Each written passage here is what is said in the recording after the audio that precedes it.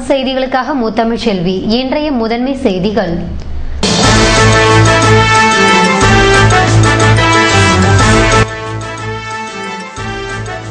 வானரப்பேட்டையில் dengue காய்ச்சல் பாதிப்பு. நோய் பாதிப்பை தடுக்க உள்ளாட்சித்துறை மற்றும் சுகாதாரத்துறையினர் தீவிர நடவடிக்கை.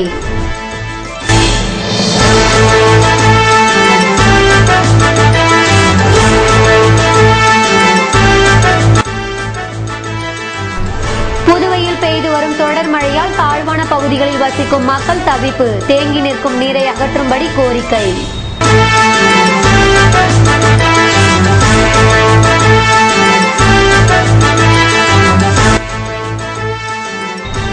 அக்டோபர் 22ஆம் தேதி தீபாவளி கொண்டாட்டம். சண்டே மார்க்கெட்டில் புத்தாடை வாங்குவதில் நடுத்தர மக்கள் மற்றும் ஏழைகள் ஆர்வம்.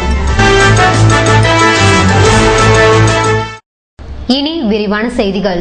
புதுவை வானரப்பேட்டையில் டெங்கு காய்ச்சலால் ஒருவர் பாதிக்கப்பட்டுள்ளதால் அப்பகுதியில் சுகாதாரத்துறையினர் தீவிர தடுப்பு நடவடிக்கையில் ஈடுபட்டு வருகின்றனர். புதுவை வானரப்பேட்டை பகுதியை சேர்ந்த ஒருவர் டெங்கு காய்ச்சலால் பாதிக்கப்பட்டு அரசு மருத்துவமனையில் அனுமதிக்கப்பட்டுள்ளார். இதனால் வானரப்பேட்டையில் மேலும் பலருக்கு டெங்கு இருப்பதற்கான அறிகுறிகள் இருக்கும் என்பதால் உள்ளாட்சித்துறை மற்றும் சுகாதாரத்துறையினர் தீவிர தடுப்பு நடவடிக்கையில் ஈடுபட்டுள்ளனர். அப்பகுதியில் கொசு மருந்து தெளிக்கப்பட்டு கால்வாய்கள் சுத்தம் செய்யப்படுவதுடன் வானரப்பேட்டையை சேர்ந்தவர்களுக்கு ரத்த மாதிரிகள் எடுக்கப்பட்டு சோதனை செய்யப்பட்டு வருகிறது. வானரப்பேட்டையில் டெங்கு காய்ச்சல் பாதிப்பு தெரிய வந்துள்ள நிலையில் பருவநிலை மாற்றம் காரணமாக புதுவையின் பல்வேறு பகுதிகளில் காய்ச்சல் மற்றும் கண்ணோய் அதிகமாக பரவி வருகிறது. குறிப்பாக விடுதிகள் மற்றும் பள்ளிகளில் பயிலும் மாணவ மாணவிகள் இந்த நோயினால் அதிகம் பாதிக்கப்பட்டுள்ளனர்.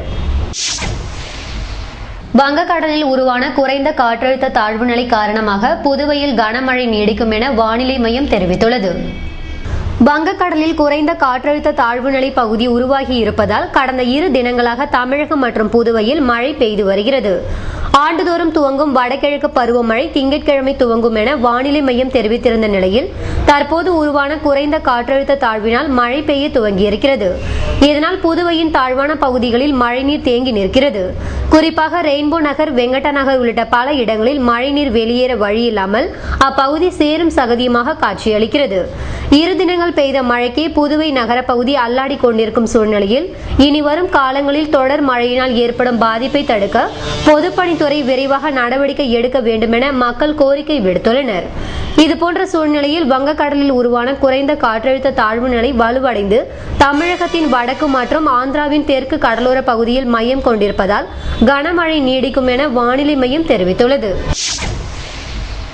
புதுவையில் தீபாவளியை கொண்டாட இன்னும் 2 தினங்களே உள்ள நிலையில் ஏழைகளின் போத்தீஸாக சென்னை சில்க்ஸாக புதுவையின் சண்டே மார்க்கெட் விளங்கி வருகிறது.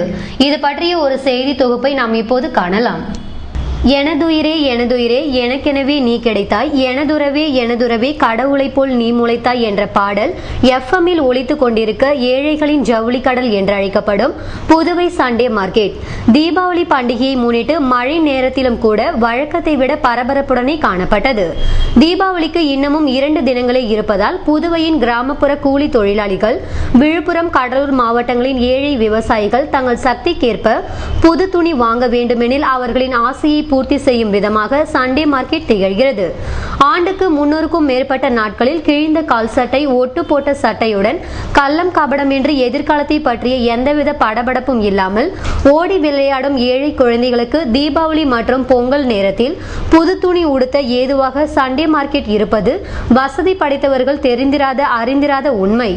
சாதாரண ஜவுளி கடைகளின் வாசலை கூட மிதித்திராத ஏழை விவசாயிகள் மற்றும் வறுமையில் அன்றாட காய்ச்சிகளாக வாழும் பலரது தீபாவளி கனவுகளை புதுவை சண்டே மார்க்கெட் நனவாக்குகிறது என்பது ஆறுதல் அளிக்கும் விஷயம். சண்டே மார்க்கெட்டில் குறைந்த விலையில் வீட்டுக்கு தேவையான பொருட்கள், உபயோகப்படுத்திய புத்தகங்கள் போன்றவை கிடைக்கும் என்பதை புதுவையில் வசிக்கும் மக்கள் அறிந்திருந்தாலும் ஏழைகளின் போத்தீஸாக, ராம் சில்க்ஸாக, சென்னை சில்க்ஸாக சண்டே மார்க்கெட் உள்ளது என்றால் அதனை கேட்பவர்களுக்கு சற்று ஆச்சரியமாக தான் இருக்கும். தினம் தினம் தீபாவளி என வசதி படைத்தவர்கள் வாழ்ந்தாலும் ஆண்டுக்கு சில நாட்கள் மட்டுமே அரிசி சோறு சாப்பிடும் தலை காய்ந்த பாமர மக்களுக்கு மகிழ்ச்சி தரும் தீபாவளியாக சண்டே மார்க்கெட் இருப்பது மகிழ்ச்சி தரும் விஷயம். தீபாவளியை கொண்டாட தயாராகிவிட்ட இந்த மக்களுக்கு மூன் செய்தி குழுவின் அட்வான்ஸ் தீபாவளி நல்வாழ்த்துக்கள். தீபாவளி பண்டிகையை ஒட்டி ஆதரவற்ற முதியோருக்கு நலத்திட்ட உதவிகளை பாரதிய ஜனதா கட்சி செயலாளர் சாமிநாதன் வழங்கினார். புதுச்சேரி லாஸ்பேட்டை குறிஞ்சி நகரில் சாரோன் சொசைட்டி நடத்தும் புஷ்பகாந்தி முதியோர் அரவணைப்பு இல்லத்தில் உள்ள 55 முதியவர்களுக்கு தீபாவளி பண்டிகையை முன்னிட்டு ஒரு மாதத்திற்கு தேவையான மளிகை பொருட்கள், சில்வர் தட்டுக்கள் மற்றும் டம்ளர்களை பாஜக மாநில பொதுச் செயலாளர் சாமிநாதன் வழங்கினார். இவ்விழாவின் போது குறிஞ்சி நகர் நலவாழ்வு சங்க தலைவர் சிவகுமார், செயலாளர் பிரபாகரன், இணை செயலாளர் வைத்தியநாதன், புஷ்பகாந்தி முதியோர் இல்ல செயலாளர் மோகன், பிஜேபி உழவர்கரை மாவட்ட இளைஞர் அணி பொதுச் செயலாளர் ராக், ரோட்டரி கிளப் முன்னாள் தலைவர் மரிய சூசேராஜ், ரோட்டரி கிளப் மாவட்ட அவார்ட்ஸ் குழு தலைவர் செல்வநாதன் மற்றும் பிஜேபி நிர்வாகிகள் பலர் உடனிருந்தனர். புதுவையில் நடைபெற்ற சர்வதேச உணவு தின கருத்தரங்கினை சபாநாயகர் சபாபதி துவக்கி வைத்தார். தேசிய மீன் தொழிலாளர்கள் சங்கம் மற்றும் இயற்கை மையம் சார்பில் சர்வதேச உணவு தின கருத்தரங்கம் தமிழ்ச்சங்கத்தில் நடைபெற்றது. இதற்கு முன்னாள் சட்டமன்ற உறுப்பினர் இளங்கோ தலைமை தாங்க சிறப்பு விருந்தினர்களாக கலந்து கொண்ட Anton Gomes, Gilbert Rodrigo, Joseph Victorraj, பிராப்பர் பேனர்ஜி, மேரி சுகுமாரன், அழகிரி ஆகியோர் சிறப்புரையாற்றினர். இதில் தேசிய மீன் தொழிலாளர்கள் சங்க நிர்வாகிகள், இயற்கை மைய நிர்வாகிகள், சமூக ஆர்வலர்கள் மற்றும் மீனவர்கள் கலந்து கொண்டனர்.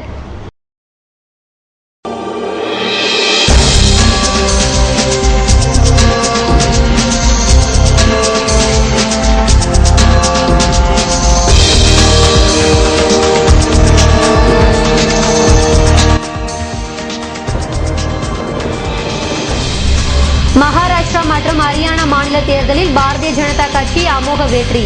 புதுவையில் இனிப்புகள் வழங்கி கொண்டாட்டம்.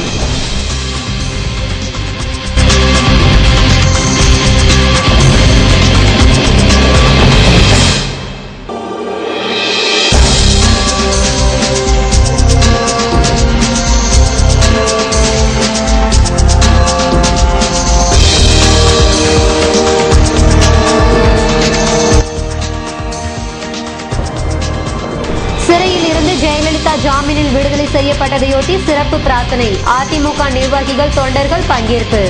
விவரம் விளம்பர இடைவேளைக்கு பிறகு.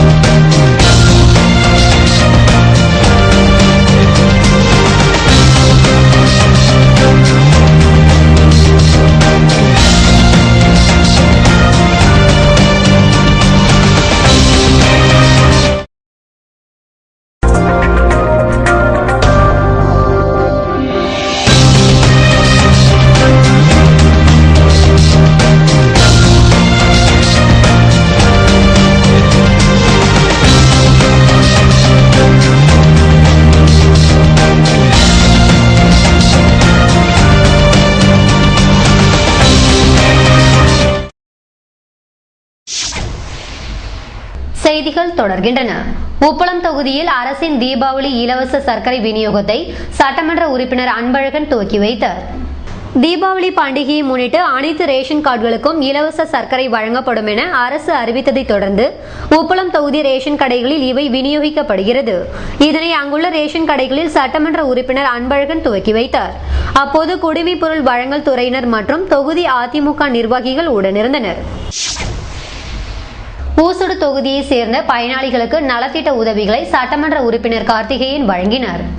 புதுச்சேரி மகளிர் மற்றும் குழந்தைகள் மேம்பாட்டுக் கழகத்தின் மூலம் ஊசுடு தொகுதியில் 159 பயனாளிகளுக்கு மொத்தம் ரூபாய் 14,35,400 ரூபாயை சட்டமன்ற உறுப்பினரும் குடிசை மாற்று தலைவருமான கார்த்திகேயன் சட்டமன்ற அலுவலகத்தில் வழங்கினார். உதவித்தொகை வழங்கும் போது மகளிர் மேம்பாட்டுக் கழகத்தின் இணை இயக்குநர் வான்மதி குணசேகரன், ஆய்வாளர் கிருஷ்ணராஜ் மற்றும் தொகுதியின் என்ஆர் காங்கிரஸ் பிரமுகர்கள் உடனிருந்தனர். ஹரியானா மற்றும் மகாராஷ்டிரா மாநிலங்களில் பாரதிய ஜனதா கட்சி வெற்றி பெற்றதையொட்டி புதுவையில் அக்கட்சியினர் இனிப்புகள் வழங்கி மகிழ்ந்தனர். மகாராஷ்டிரா மற்றும் ஹரியானா மாநிலங்களில் நடந்து முடிந்த தேர்தல் முடிவுகள் ஞாயிற்றுக்கிழமை வெளியானது. இவ்விரு மாநிலங்களிலும் பாரதிய ஜனதா கட்சி அமோக வெற்றி பெற்றுள்ளது. இதனால் புதுவையின் பாரதிய ஜனதா கட்சியினர் அதன் தலைவர் விஸ்வேஸ்வரன் தலைமையில் பட்டாசுகள் வெடித்தும் இனிப்புகள் வழங்கியும் கொண்டாடினர். இதேபோல் காரைக்கால், மாஹி, ஏனாமிலும் பாரதிய ஜனதா கட்சியினர் இனிப்புகள் வழங்கி மகிழ்ந்தனர். சிறையில் இருந்து தமிழக முன்னாள் முதல்வர் ஜெயலலிதா ஜாமீனில் விடுதலையானதையொட்டி புதுவையில் கோவில்களில் அதிமுகவினர் பிரார்த்தனை நடத்தினர். சொத்து குவிப்பு வழக்கில் சிறை தண்டனை பெற்ற தமிழக முன்னாள் முதல்வர் ஜெயலலிதா பெங்களூர் சிறை காவலில் வைக்கப்பட்டிருந்தார். இந்த வழக்கில் உச்சநீதிமன்றம் வெள்ளிக்கிழமை ஜாமீன் வழங்கியது. இதனை அடுத்து புதுவையில் அதிமுகவினர் அண்ணா சிலை மற்றும் தலைமை கழகம் அருகில் பட்டாசுகள் வெடித்தும் இனிப்புகள் வழங்கியும் தங்கள் மகிழ்ச்சியை வெளிப்படுத்தினர். இதன் தொடர்ச்சியாக அதிமுகவினர் ஞாயிற்றுக்கிழமையன்று ரயில் நிலையம் அருகில் கௌசிக பாலசுப்பிரமணியர் கோவிலில் சிறப்பு பூஜைகள் நடத்தினர். இதன் பின்னர் இருதய ஆண்டவர் பசிலிக்காவில் பிரார்த்தனை நடத்தினர். இதனைத் தொடர்ந்து முல்லா பள்ளிவாசலிலும் தொழுகை நடத்தினர். இதில் மாநில செயலாளர் புருஷோத்தமன், சட்டமன்ற உறுப்பினர் அன்பழகன் மற்றும் கட்சி நிர்வாகிகள் கலந்து கொண்டனர். தர்மத்தின் வாழ்வுதனை சோதுக்கவும் தர்மம் மறுபடியும் வெல்லும் என்கின்ற பழமொழிக்கு ஏற்ப மாண்புமிகு புரட்சித் தலைவர் அம்மா அவர்கள் நீதி தேவனுடைய துணையோடு இன்று குற்றமற்றவர் என்ற அடிப்படையில் வெளியில் வந்திருக்கின்றார். மாண்புமிகு புரட்சித் தலைவர் அம்மா அவர்கள் உடனடியாக விடுதலை செய்ய வலியுறுத்தி கடந்த 21 தினங்களாக புதுச்சேரி மாநில அனைத்து இந்திய அண்ணா திராவிட முன்னேற்றக் கழகத்தினர் அனைவரும் ஆலயம், கிறிஸ்துவ பேராலயம், முஸ்லிம் தர்கா, இந்து கோயில்களில் மனமுகுந்து மாண்புமிகு புரட்சித் தலைவர் அம்மா அவர்களுக்கு நாங்கள் தொடர்ந்து பிரார்த்தனை செய்திருந்தோம். எங்களது பிரார்த்தனை இன்றைய தினம் வீண் போகவில்லை. அந்த அடிப்படையில் மாண்புமிகு புரட்சித் தலைவர் அம்மா அவர்கள் நேற்றைய தினம் விடுதலை செய்யப்பட்டிருக்கின்றார்.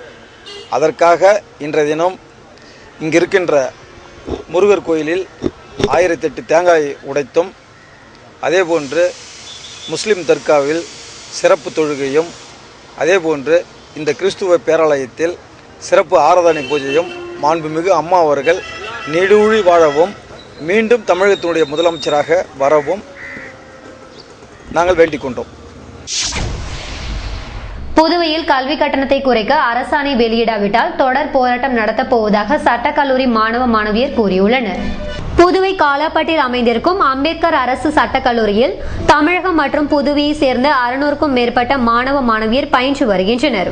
தற்போது 3ஆம் ஆண்டு மற்றும் 5ஆம் ஆண்டுக்கான மாணவர் சேர்க்கை முடிவடைந்து வகுப்புகள் நடைபெற்று வரும் நிலையில் கல்வி கட்டண உயர்வை கண்டித்து கடந்த சில வாரங்களுக்கு முன்பாக மாணவ மாணவியர் முதல்வர் ரங்கசாமியை சந்தித்து முறையிட்டனர். அப்போது அவர் கல்வி கட்டணம் 1000 ரூபாயாக குறைக்கப்படும் என உறுதி அளித்தார். ஆனால் கல்வி கட்டண குறைப்பு தொடர்பாக அரசாணை வெளியிடப்படவில்லை என்பதால் சட்டக்கல்லூரியில் பழைய கட்டணமே வசூலிக்கப்பட்டு வந்தது. இதனால் அதிர்ச்சி அடைந்த மாணவ மாணவியர் இது தொடர்பாக கல்லூரி முதல்வரிடம் முறையிட்டனர்.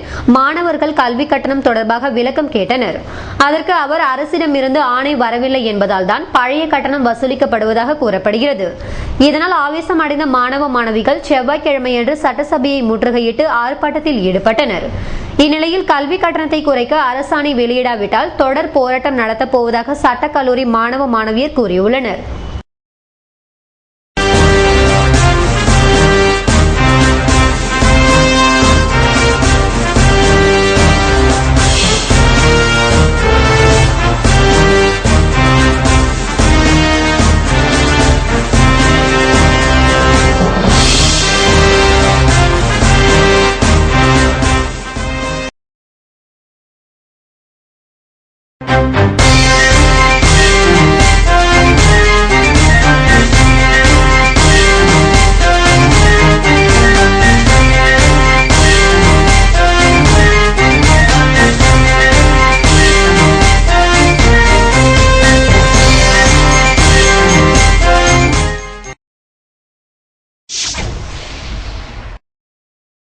இன்றைய தங்கம் வெள்ளி விலை விபரம் வழங்குவோர் ஏவிஆர் ஸ்வர்ண மஹாலின் நவீன மங்கையின் நவநாகரீக நகைகள்.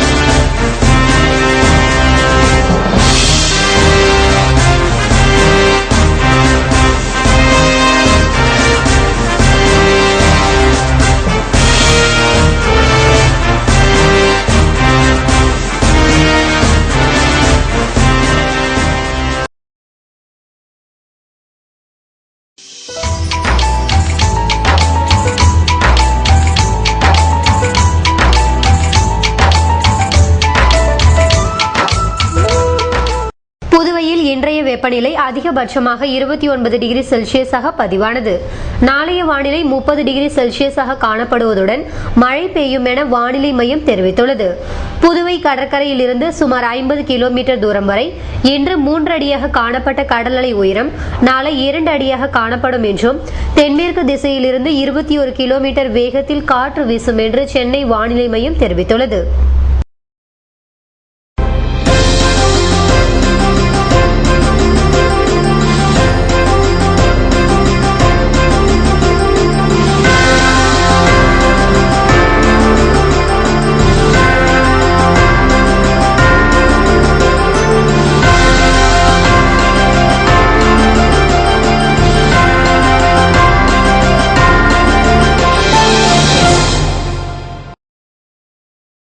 மீண்டும் இன்றைய முதன்மை செய்திகள்.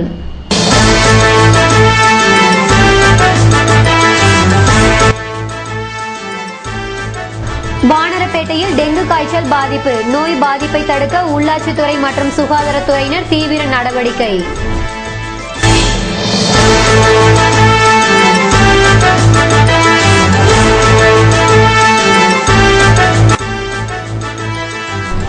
புதுவையில் பெய்து வரும் தொடர் மழையால் தாழ்வான பகுதிகளில் வசிக்கும் மக்கள் தவிப்பு. தேங்கி நிற்கும் நீரை அகற்றும்படி கோரிக்கை.